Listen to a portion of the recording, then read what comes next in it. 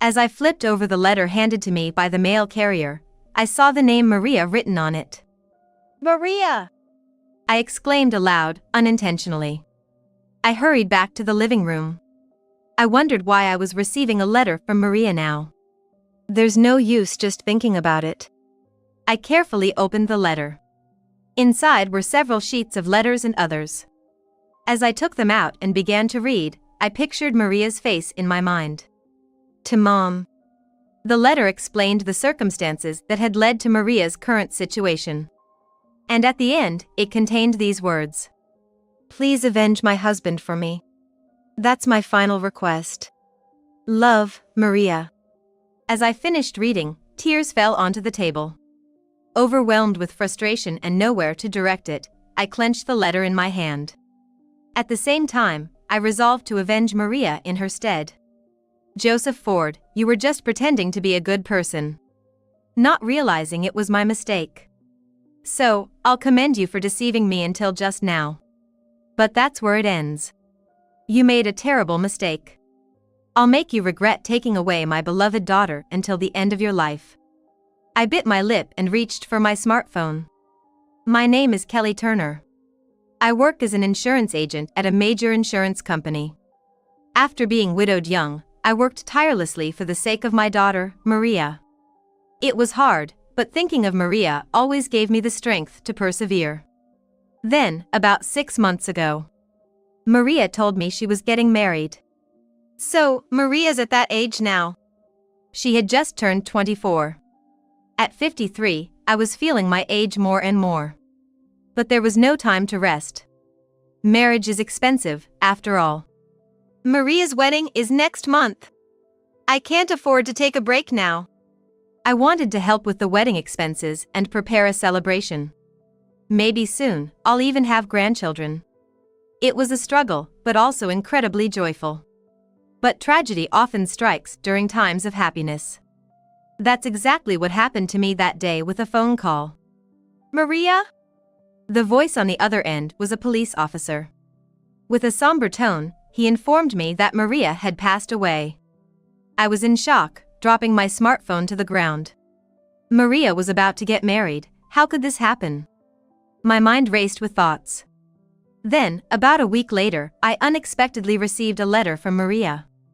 Reading that letter, I learned for the first time about the circumstances of her death.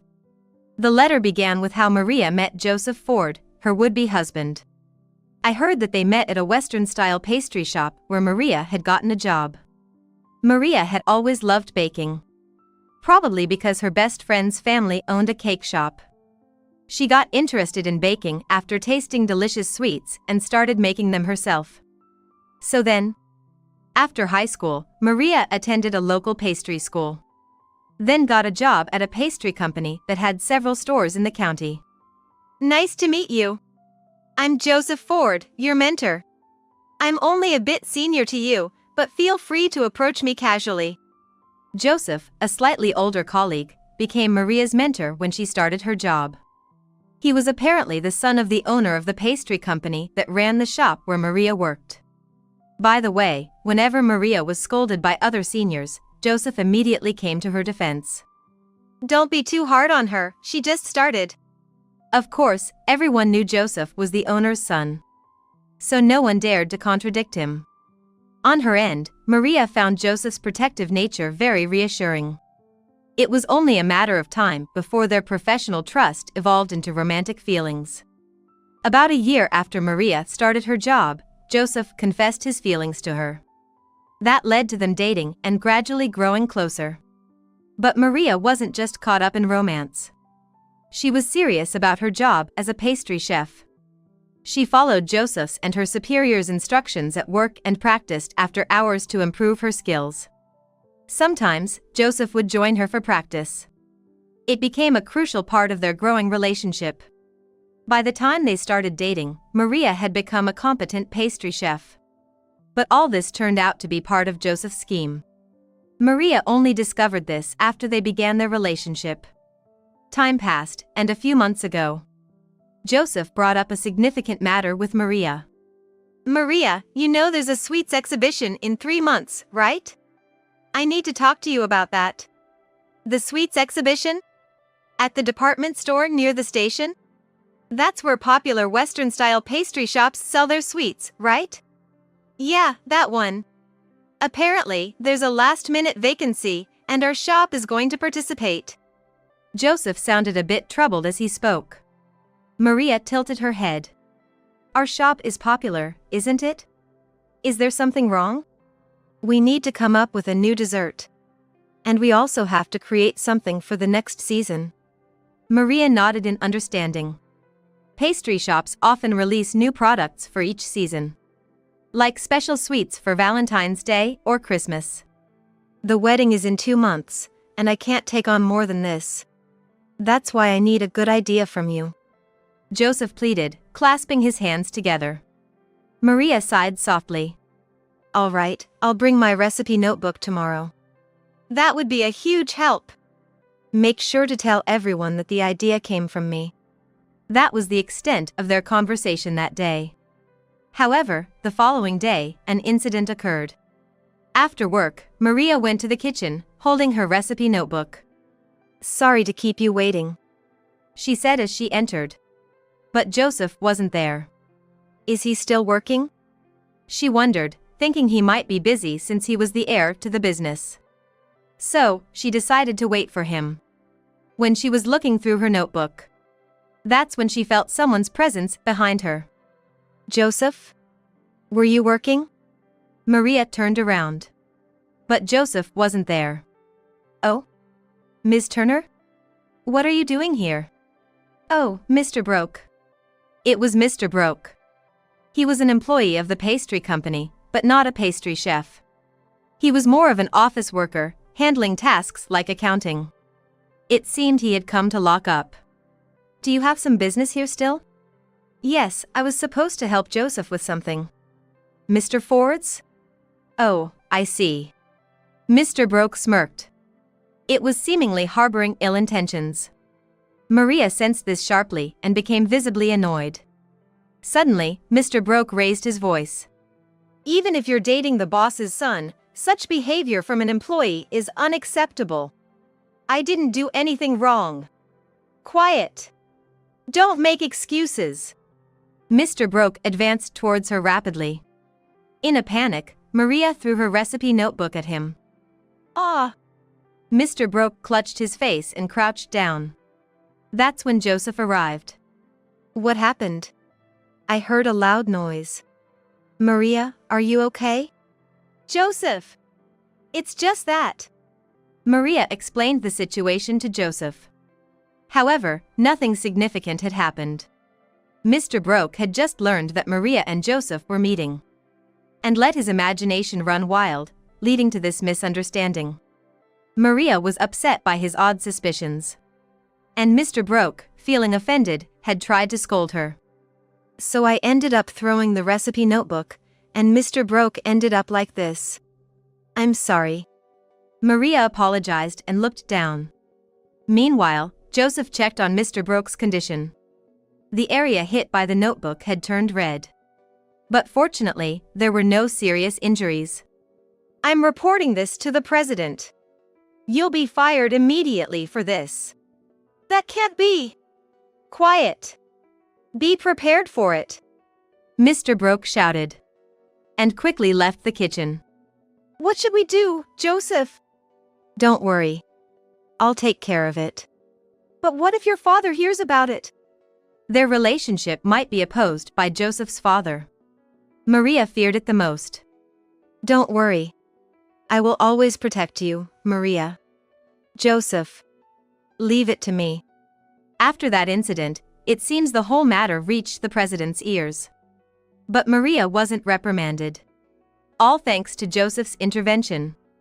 He had protected her. Maria thought so. This incident brought them even closer together. Yet, all of this was part of Joseph's scheme. A few days later, Maria came to realize the whole truth. After the kitchen scuffle, Joseph said to Maria, I feel bad asking this, but can you keep quiet about the idea you provided? Why? You know, because of the Mr. Broke incident. On the day of the incident, Joseph was alone in the kitchen. While he was working on a new creation, Mr. Broke came into the kitchen. There was an accident, and some cooking equipment hit Mr. Broke's face. That's the story Joseph wanted to go with. Maria reluctantly nodded. Sorry, Maria. I know it's actually your recipe. And I'll definitely return your recipe notebook later. No, it's okay. You went through all that trouble to cover for me. Yeah, well. If we're going with that story, Mr. Broke had to be somehow convinced. Joseph talked about the effort he put in to make the story work. Maria was very grateful to Joseph for going to such lengths for her. However, a few days later, as Maria was leaving late after cleaning up, she finished changing and was about to leave when she passed the office. She heard Joseph's voice inside. Joseph's still here? Just drop by, I might. Maria decided to enter. But as she approached, Joseph's words stopped her in her tracks. Yeah, it worked out great, thanks to you, Mr. Broke. Mr. Broke? What does that mean? Maria listened intently to Joseph's voice. Soon, she heard his laughter. And followed by his true feelings. Maria is just a convenient tool. Now that I've got the recipe, she's useless. Maria was stunned. I was being deceived? Covering my mouth, I tried desperately to keep quiet. But I couldn't stop the tears from overflowing. That recipe is really good. It's a waste to just leave it with her. She could only hear Joseph's cheerful voice spilling out the truth she didn't want to hear. He had ordered other seniors to scold Maria. Then intervened himself to gain her trust. He even incited Mr. Broke, making Maria feel indebted and unable to leave. He was glad he had managed to take her recipe during the commotion. Joseph talked about his plot. Then, he added, If she tries to run away, I'll just confront her with a shocking truth. Joseph grinned. While she was wondering what he meant, Joseph answered himself. Oh, it's fraud. She doesn't realize it, but she's already complicit. Joseph laughed through his nose. Just then, her smartphone fell out of my pocket. There was a clatter as Joseph noticed it, and he put his phone on the desk. His actions were visible through the gap in the door. I have to run, she thought, but her legs wouldn't move. Soon, Joseph found her. He looked at her menacingly. Were you listening? I was just. Well, it doesn't matter. If you try to run, I'll just report you. Joseph smiled. Maria felt an immense fear at his smile. After that, unable to escape from Joseph, Maria lived as he dictated. She was also forced to openly assist in his fraud. But the kind-hearted Maria couldn't endure such a life. Finally, about a month later, Maria was found on the first floor of her apartment building. No witnesses, but a passerby had heard a loud noise. When they checked, they found Maria lying below her apartment. The police said it was likely she did it herself. However, next to her, Joseph's laptop was found. Maria might have wanted to expose Joseph's wrongdoing by doing that. But when the police examined the laptop, they found no incriminating data. I had suspected Joseph from the moment I heard about the incident. However, on that day, he was out of town on business. So he couldn't possibly be the culprit. I had no choice but to accept that. Afterward, Joseph, his parents, and I conducted Maria's funeral. Even when everything was over, I was still in a daze. Unable to do anything. If only I had a husband at such a time, perhaps I could have somewhat eased my loneliness. Why, Maria? I could only mutter to myself. I was feeling helpless. I cried for days, thinking this way. And then, a week after Maria's death, I had to accept the reality of her loss. It was right then that I received a letter. As I flipped over the letter handed to me by the mail carrier, I saw Maria's name on it. Maria!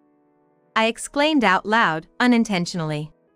I hurried back to the living room. I wondered why I was receiving a letter from Maria now. There's no use just thinking about it. I carefully opened the letter. Inside were several sheets of stationery. As I took them out and began to read, I pictured Maria's face in my mind. To Mom. The letter explained the circumstances that had led to Maria's current situation. Reading the truth as recounted by Maria, a simmering anger began to bubble within me. Maria detailed how she was deceived by Joseph, how he stole her recipes, and how she was forced into his fraudulent schemes. And at the end, it contained these words: Please avenge my husband for me. That's my final request. Love, Maria. As I finished reading, tears fell onto the table. Overwhelmed with frustration, and nowhere to direct it, I clenched the letter in my hand. At the same time, I resolved to avenge Maria in her stead. Joseph Ford, you were just pretending to be a good person, not realizing it was my mistake. So, I'll commend you for deceiving me until just now. But that's where it ends. You made a terrible mistake. You took away my beloved daughter, and I'll make sure you regret it for the rest of your life. I bit my lip and reached for my smartphone. I quickly arranged for a taxi. Maria's letter had an address written on it. A place where something important seemed to be. Maria, this is where you wanted me to go, right? Clutching the letter, I jumped into the taxi and headed to the address. It was a local bank. According to Maria's letter, there was something in a safe deposit box. I showed my driver's license and explained the situation to the bank staff. And also, the safe deposit box card and key. They immediately escorted me to the box. Maria had apparently told them I would be coming. In the room, I opened the safe deposit box. Inside were documents and a notebook. What's this? I quietly began to read. The documents were written by Maria, detailing the fraudulent schemes she couldn't fit into the letter, including the people involved. Also, the notebook was Maria's recipe book, containing recipes for products currently being sold at Joseph's store. Maria, you did so much. Just seeing that, I could tell how meticulous Maria was. Thinking of Maria, tears streamed down my face. But I couldn't just sit around mourning. I quickly put the documents and notebook into my bag. That's when I noticed some jewelry. It was a heart-shaped pendant with a yellow sticky note attached. You shouldn't have treated it so carelessly, Maria. I muttered as I gently picked up the pendant. Then, my eyes caught the words on the sticky note. Instantly, I was startled. Clutching the pendant tightly. Maria, I promise I will avenge you. Just wait. With renewed determination, I left the bank and headed straight to a local cake shop. It was the family business of Maria's best friend, Catherine Edgar. At the shop front, I saw Catherine, whom I had met at Maria's funeral. Hello, Catherine. Maria's mom? About the other day. Catherine's expression was still showing her sadness. I nodded in return. I have something I'd like to talk about. Do you have a moment? Catherine glanced back. And a man who appeared to be her father nodded. Then, please come this way. Catherine led me to the back of the shop. There were their living quarters. I was taken to the living room. As Catherine served tea, I spoke abruptly. Actually, I received a letter from Maria. From Maria? Catherine's eyes widened in shock. Read it first. We'll talk after that. I handed Maria's letter to Catherine.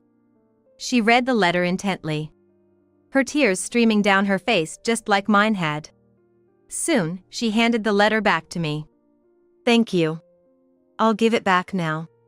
What do you think? I can't forgive them. Not at all. Catherine clenched her fist. I felt relieved knowing Catherine shared my feelings. Would you be willing to help me then? Yes. But, what should I do? You were Maria's best friend, so you must know about this, right? I took out Maria's recipe notebook from the safe deposit box. Catherine nodded several times. This was in the safe deposit box. The moment I saw the contents of the safe deposit box, it struck me as if someone had whispered in my ear. I took it as Maria's wish and decided to use it in my plan to avenge Joseph. I explained the plan to Catherine and entrusted her with Maria's recipe notebook. Can I count on you? For Maria, of course. Catherine responded firmly. With that, the first step of my plan was in place. I felt a bit relieved. I stood up and shook hands with Catherine. Thank you. I'm counting on you. After saying that, I left her place and headed to another location.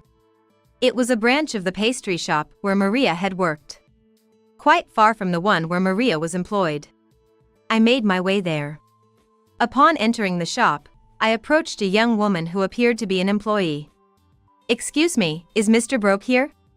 She looked puzzled.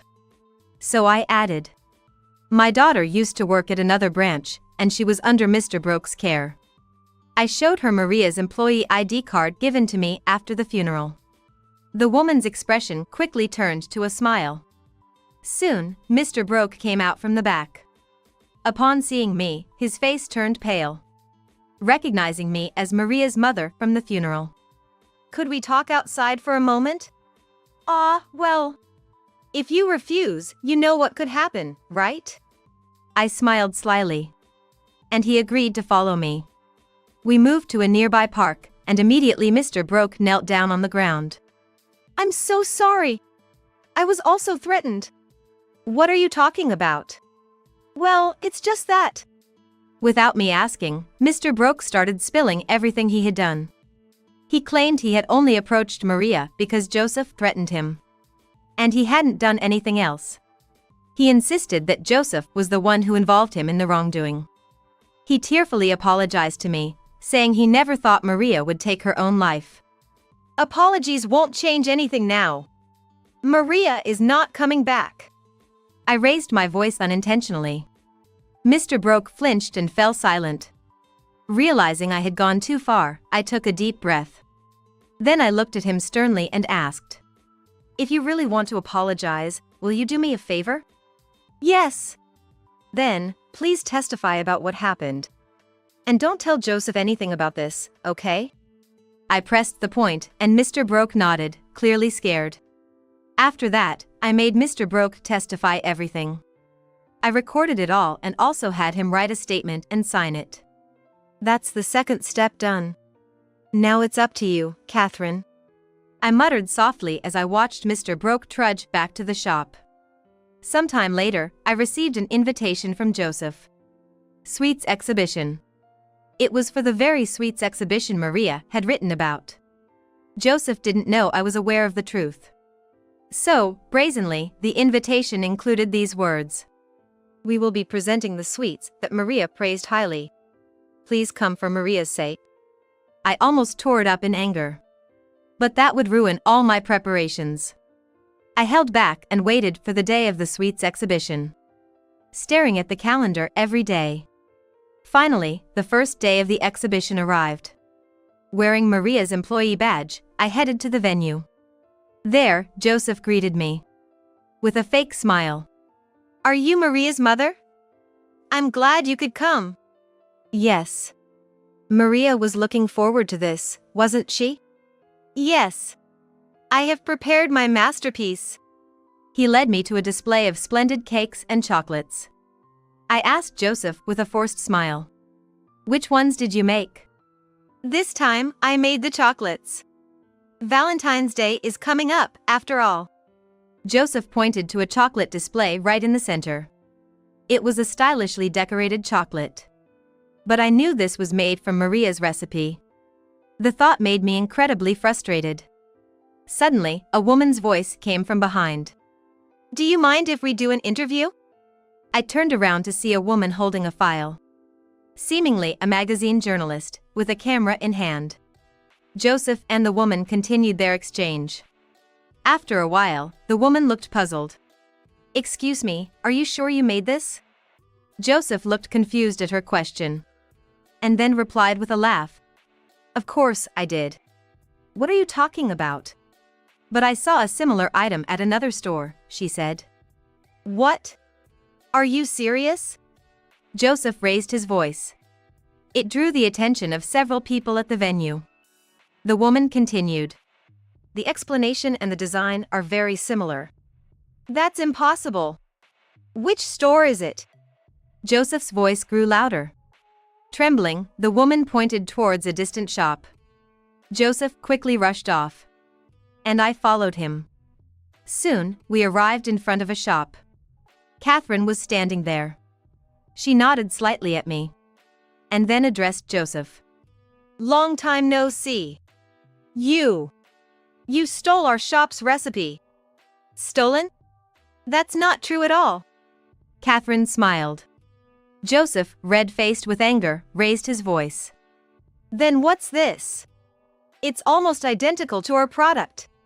He pointed to a display of chocolates, remarkably similar to those in his shop. He further pointed to a sign at the storefront and yelled. And what about this? Doesn't melt easily in warm places. That's our new product. Don't joke. That's exactly the same as the unique method I developed. Joseph's loud voice caused a stir among the onlookers. However, Catherine calmly retorted. That must be a coincidence. But if it's indeed the same, please stop using it at your store. What do you mean? This chocolate uses a patented method my father developed years ago. Patented method? Joseph's face turned pale. The truth was that Maria's recipe had used that patented method. But Maria never intended to infringe on the patent, because she planned to sell it together with Catherine. This recipe was thought up by my best friend, Maria, for when we eventually open our shop together. You stole the recipe from Maria, didn't you? Joseph fell silent, his gaze shifting uneasily. The woman journalist who had been observing asked. So, did you steal the recipe? No, Maria was an employee at our store. Joseph began to stumble over his words. But no one seemed to believe him. Unable to bear the scrutiny of those around him, Joseph quickly left the scene. I hurried after him. The journalist followed me. Soon, Joseph returned to his exhibition space and began to hurriedly pack up, apparently intending to act as if nothing had happened. Unwilling to let him off so easily, I confronted him. Wait. We're not done talking. I told you Maria provided that recipe. What more do you want? I want the truth. It's not just about the recipe, is it? What are you talking about? Joseph's forehead glistened with sweat. This was the crucial moment, and I raised my voice. Your store is involved in tax evasion, isn't it? Eek! Joseph gasped and covered his mouth. Simultaneously, everyone's gaze focused on him. I began to methodically recount everything he had done, drawing even more attention from the crowd. First of all, you separated the invoices for pre-ordered items and didn't record them in the sales. What are you talking about? You also fudged the inventory of raw materials. You were evading taxes, weren't you? I don't know what you're talking about. Joseph tried to shout over me. That's when I pulled out a copy of the documentation Maria had compiled. Maria outlined all your schemes in detail. Take a good look at this. I scattered the documents right there. Several people rushed over to pick them up, comparing notes and starting to talk among themselves. Soon, the female journalist questioned Joseph. What about this? Based on these documents, her story seems to be the truth. Joseph fell silent in response to her question. Then, similar voices started to rise from the crowd. I work in accounting, and this is clearly fraud. No doubt about it, it's tax evasion. Overwhelmed by the accusatory voices, Joseph finally snapped. Shut up! What do you people know? I haven't done anything. These documents can't be proof. His outburst silenced the venue. Amidst the quiet, I took out my smartphone and played a certain audio clip. Listen, make sure to list the inventory lower. But if we do that, don't talk back to me. You can't escape now. Maria and Joseph's voices echoed throughout the venue. Even the distant guests came closer to listen. The recording continued. Where are the invoices for today's pre-sales? I destroyed them. They were cash transactions, and it was convenient to fudge the sales. Is that true? Shut up. If we paid taxes properly, we'd never make any profit. As Joseph's words ended the playback, I saw his face turn ashen. This recording was in the pendant Maria had. That heart-shaped one? Yes. That was a mini voice recorder. Maria left irrefutable evidence. Ah! It's over! Joseph crumbled down. At that moment, the security guards at the venue brought police officers. One of the officers looked at both me and Joseph, then asked Joseph, who was slumped in despair. We've heard quite a bit. Is it true that you were evading taxes? Well, that is... Well, we'll have a thorough inquiry at the police station. For now, could you come with us, please? The officer gently yet firmly told Joseph, though his eyes were not kind. I handed the officer Mr. Broke's testimony and explained about Maria's tragic end. Understood. We'll investigate that matter too, the officer said, casting a stern look at Joseph. By then, Joseph had no strength left to argue. Later, Joseph was arrested on charges of tax evasion and other allegations. Maria's case was also thoroughly investigated. Although Joseph hadn't directly caused Maria's death, he was only charged with assault in her case. Still, his arrest had a significant impact. Within a few months, his father's confectionery company was driven to bankruptcy. Naturally, all the operating stores, including the one where Maria had worked, were closed. The extent of Joseph's sentence was still unknown, but I hoped he would reflect on his actions. After Joseph was taken away by the police, Catherine distributed the chocolates at the venue. These chocolates were created by my friend, she said to everyone, wishing Maria could have seen it. Especially the customers enjoying the chocolates with smiles. Thinking of that, tears began to overflow. I don't spare time to cry, though, as the retail sale of the chocolate had been decided. I want to name the product Maria. Most importantly, it was Maria's idea, Catherine said with a smile. She then asked me, could you write the product's description for the storefront? I want to display it with Maria's photo. So here I am, for the first time in my life, creating a storefront sign. I hope Maria would like it, I said to her smiling photo before reaching for a chocolate brown colored pencil.